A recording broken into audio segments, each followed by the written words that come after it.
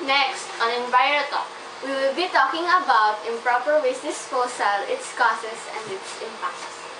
Like us on Facebook, EnviroTalk Official, or you can follow us on Twitter at EnviroTalk. Watch out! Hanggang saan naabot ang 20 pesos mo? Morning, sir. Pabiling mirror?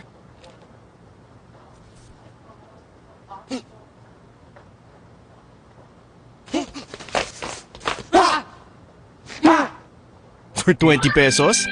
Mag-New Selecto Cornetto White Chocolate ka na. Sarap ng creamy white chocolate. Nasa ice cream na. May white chocolate pa. New Cornetto White Chocolate. Sarap ng 20.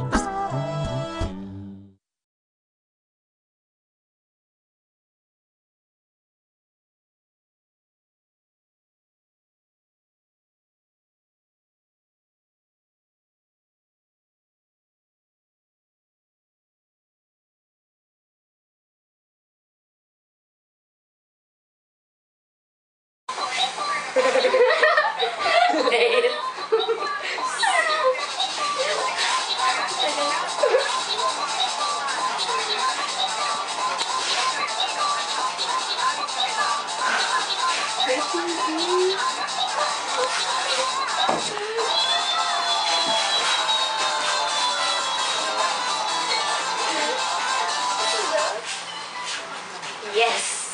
Hello everyone, good morning. I'm Anna and welcome to the show that discusses various environmental issues.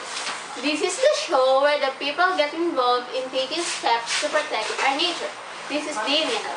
And good morning, I'm Arjun, and this is the show that talks, listens, and acts. This is EnviroTalk. Hello everyone, good morning. I'm Anna and welcome to the show that discusses various environmental issues. This is the show where the people get involved in taking steps to protect our nature. This is Daniel. And good morning, I'm Arjun, and this is the show that talks, listens, and acts. This is the EnviroTalk. Hi Anna, hi Aldun, and good morning to our viewers here and abroad. We're broadcasting live NTV and Studio 9. Yes, Daniel, and today we will be buzzing around about an environmental issue that is very evident in our common surroundings. Well, if that's what you're talking about, then you are speaking of improper waste disposal. But before that, we will first have a short break after this. You can join our discussion by posting your comments at our Facebook page, EnviroTalk Official, or you can tweet us at EnviroTalk under the hashtag ET improper waste disposal. Just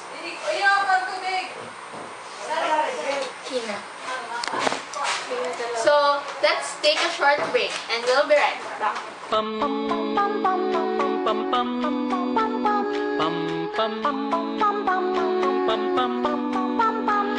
around now, bring me a dream. Oh, it's the biggest that I've ever seen. Give me this dream, I love you forever.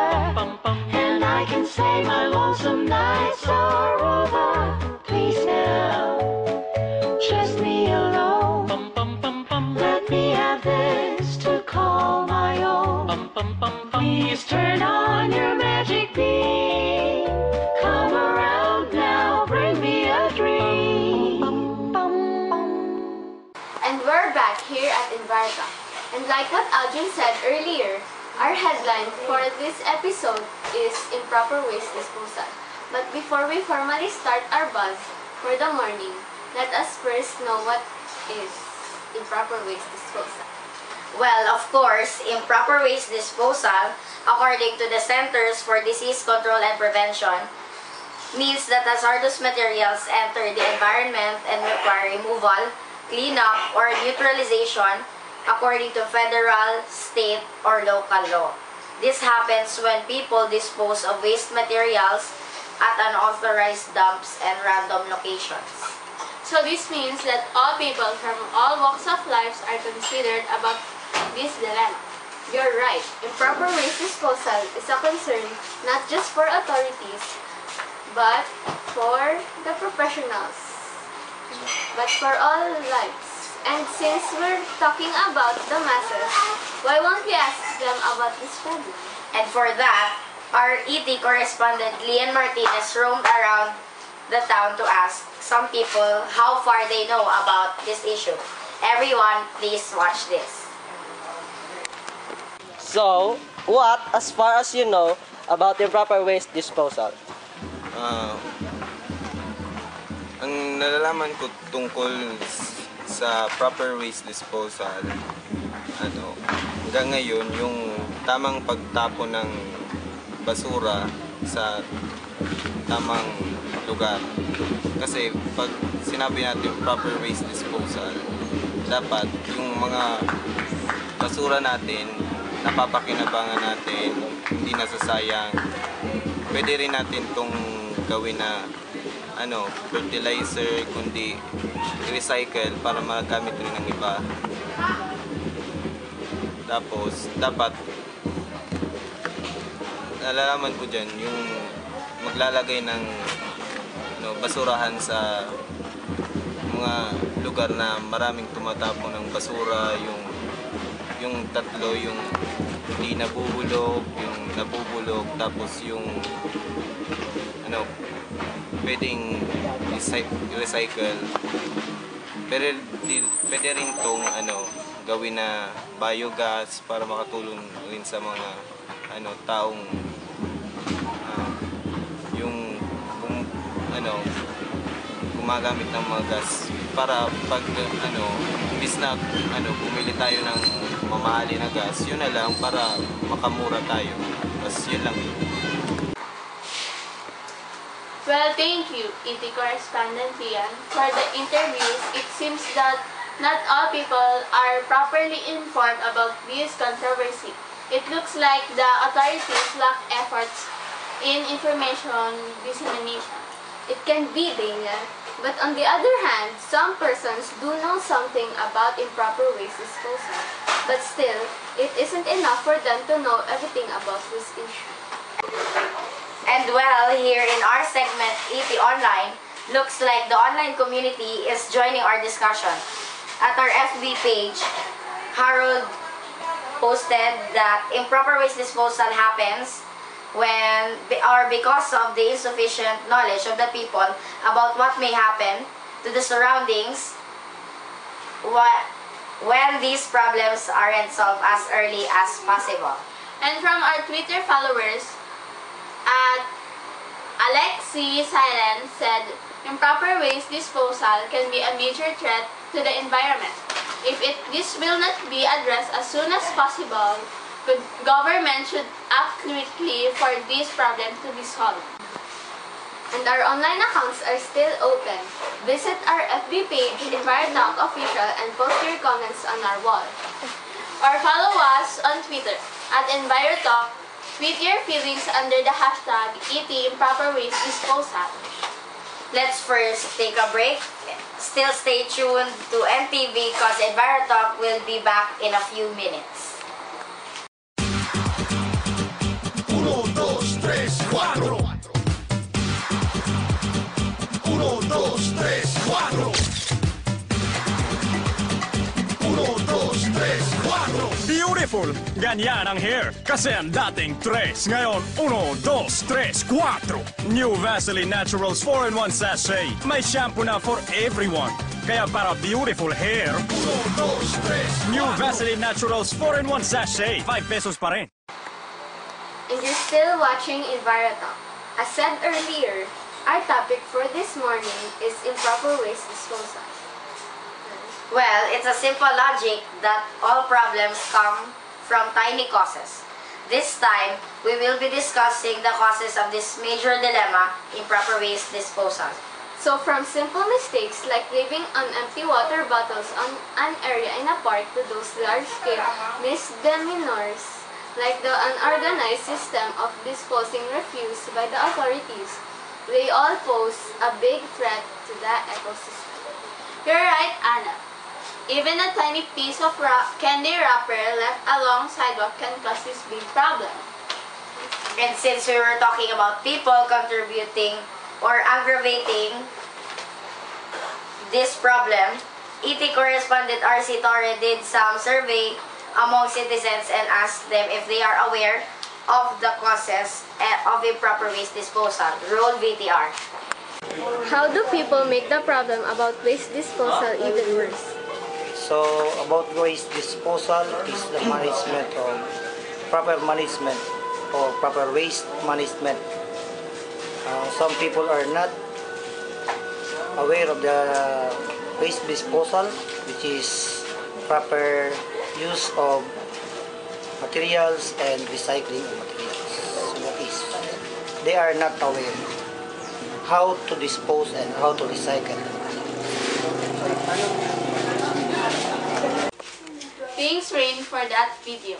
So even if the public is aware of the causes of improper waste disposal, they will disregard the fact that they do it all the time. That's true. They see these causes are small things, but if continued, form a big threat and destruction to the environment.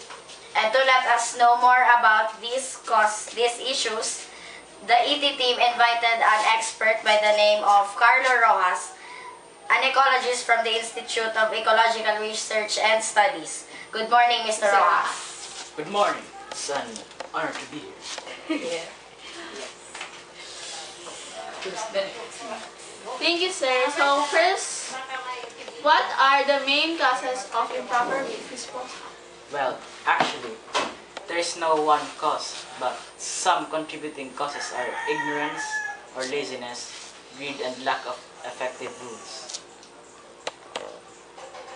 So how does ignorance cause the problem in waste disposal?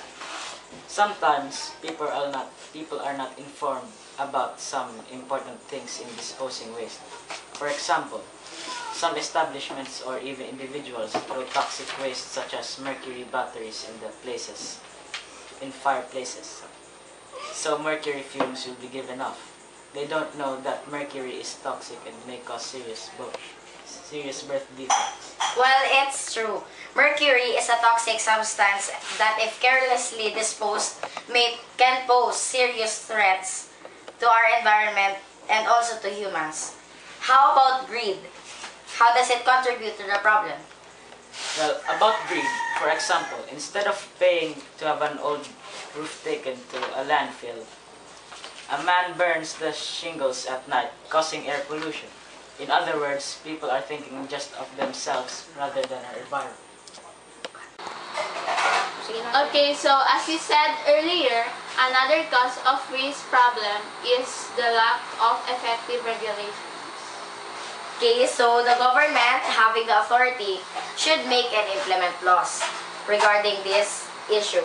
Although the Congress make some laws about waste management, the authorities assigned to manage and implement these laws lack efforts in putting these regulations into action. Very well said, Alvin. Yes, and aside from this, there are some more actions that aggravate the problem. The ET team showed their superstar sides as they enact some of the other causes only here in our segment, Lights, Camera, ET in Action. How useless. It's so empty.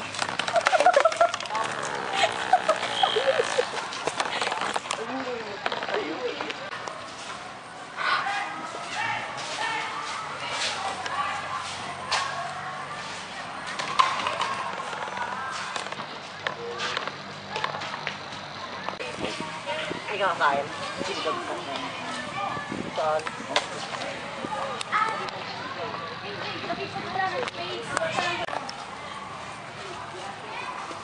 Hey guys! Hi, Damien.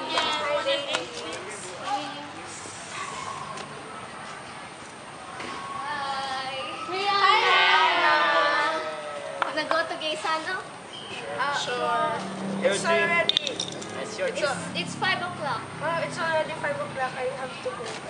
Bye-bye, Leon. Bye, Leon. Bye. Take care. Come on, let's go. Sure. Leave that. Oh!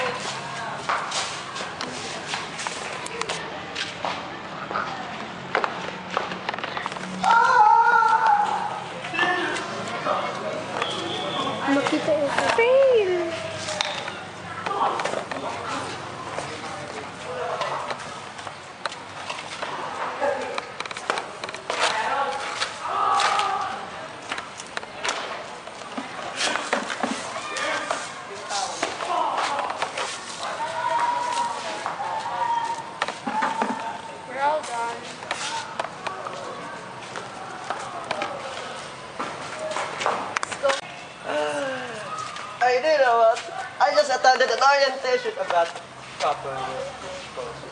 Clean that up. Fine.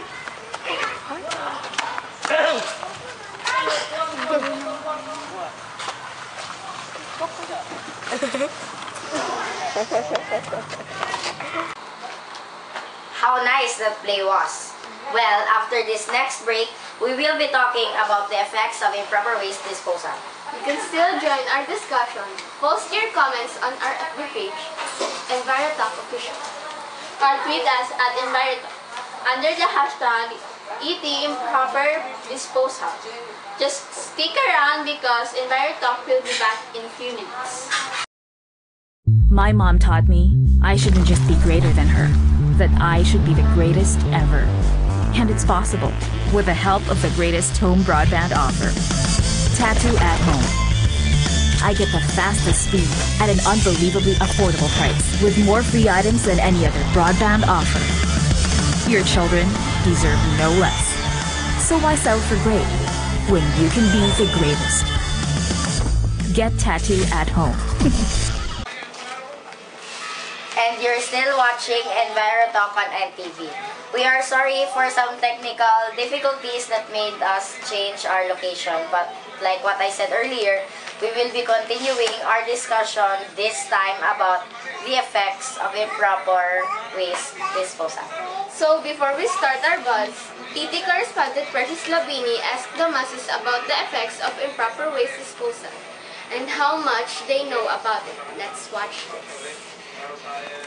As a second year student, I can be a solution to this kind of problem by planting trees, implementing the 3 R's, disposing garbage properly. Just simple. It's improper waste disposal. Of course, you should segregate properly. Plastics, cans, metals, and other more. Thank you, Precious, for that. Now, let's ask ourselves what are some of the effects of improper waste disposal. Well, one simple effect of this problem is being an eyesore. Littering causes eyesore, which devalues the land around it.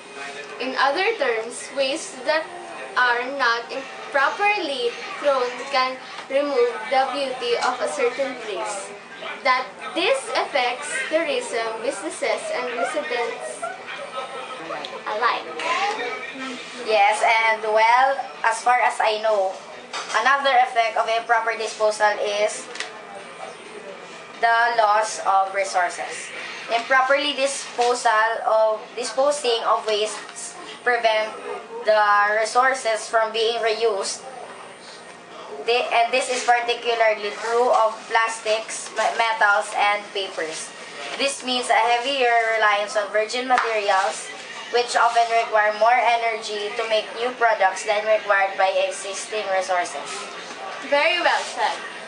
From the videos earlier, disease outbreak is another major impact of improper waste disposal. Here we will now be talking about the solutions to improper waste disposals.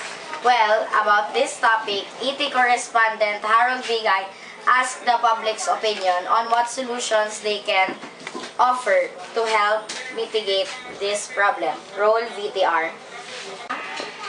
Well, disease outbreak is another major threat to us humans. This danger, especially with open pits, comes from the spread of diseases usually carried by rodents and bugs. An example of this is malaria, which festers in open areas with standing water and particularly hot and muggy temperatures.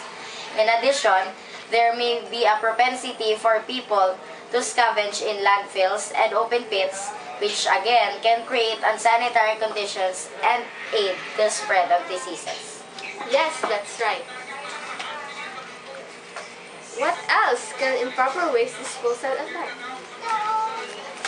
Other effects of improper waste disposal are habitat destruction, groundwater contamination, or quality decrease, climate change, toxin release, and release of greenhouse gases.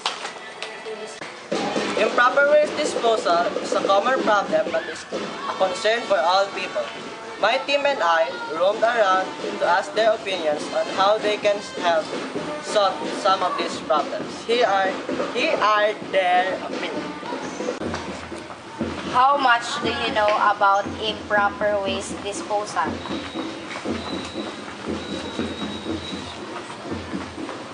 Tagalog na sa'yo. Pwede man.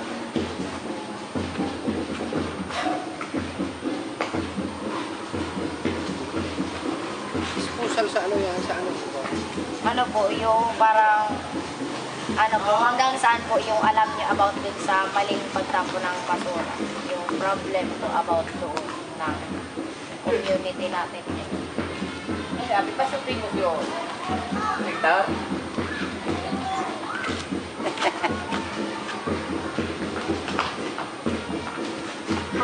Maluyak kita diyan.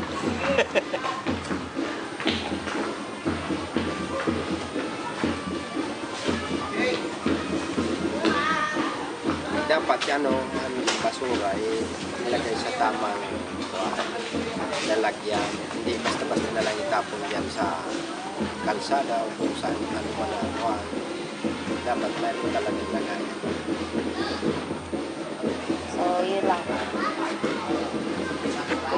How does improper waste disposal affect the environment and humans? Pinapatupad tong proper waste disposal para makatulong din tayo sa environment para maiwasan yung mga baha, mga kalamidad dito. Tapos para madisiplina ang mga tao. Tapos kailangan i-segregate para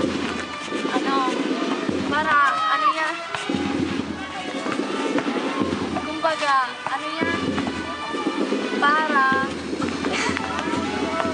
Okay lang ate, edit man lang.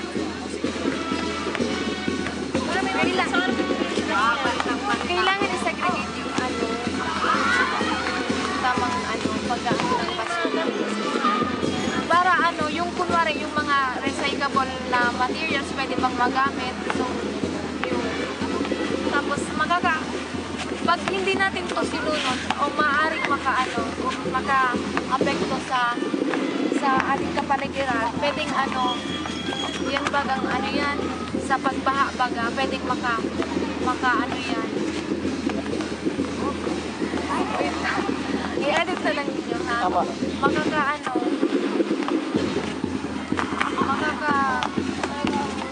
Hindi fourth year kayo. Second year lang. May naman makuligay. Maaari tayong magkasakit lalo na basta-basta nandyan tinatapon yung basura kasi baka magkukos yan ng dengue. Okay, so the people are really willing to help solve the problem on waste disposal. That's right, they offer their solutions and are really into doing it. Yes. Yes, and aside from those, on the video, there are other possible solutions to improper waste disposal. One of these is to compost your waste. Composting waste is an option for getting rid of your household waste. You can compost lots of items: food waste, animal waste, yard waste, and much more. Basically, anything that is organic can be composted and will break down into rich compost for fertilizer for their lawns and plants. Be sure that if you are going to compost, you build a compost bin because it is a process that does take some time. Yes, aside from that, recycling can also be a solution to this problem. Recycling waste is another option for getting rid of waste. There are many different things that are recyclable: paper, tin, aluminum, plastic, and much more. A lot of people aren't aware of all the different things that they can recycle, and many do the obvious, which is paper and aluminum. That you are using a trash service company, ask them if they can help you set up the recycling bins. You can also find a recycling center that is near you and drop the waste off. That can be also be, Anna. Another possible solution to waste disposal problem is to buy eco-friendly products. Instead of purchasing those plastic bottles, find a way that you can buy things that are more environmentally friendly. When you cut down on the waste that you created, you will cut down on needs from waste disposal. And this is a great solution.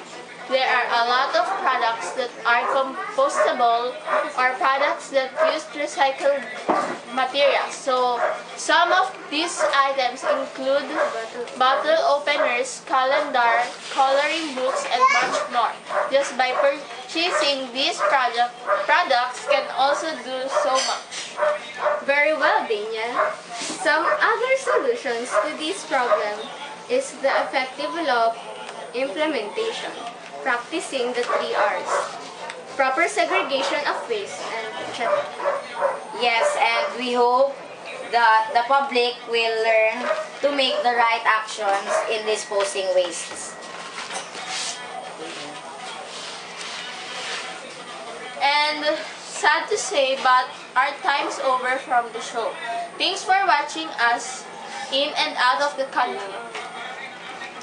Thank you for your everyday cooperation in our episode discussion. Hope you enjoyed our presentation.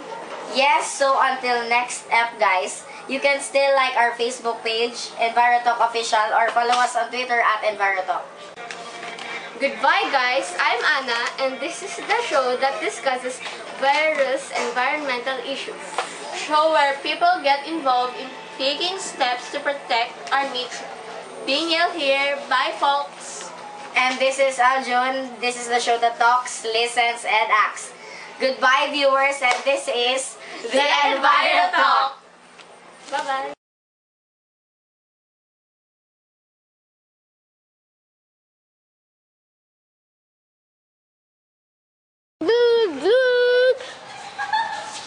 Sorry, cut!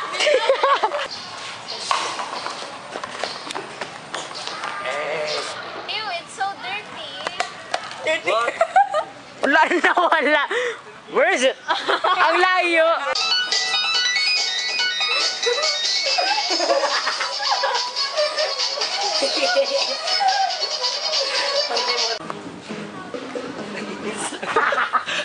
Ano ba? Some of the people react to this kind of problem by joining clubs. Ang ingay ni Isha!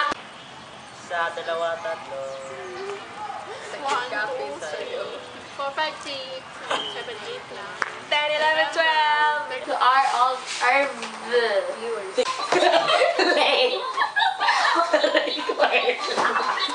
Here are their opinions.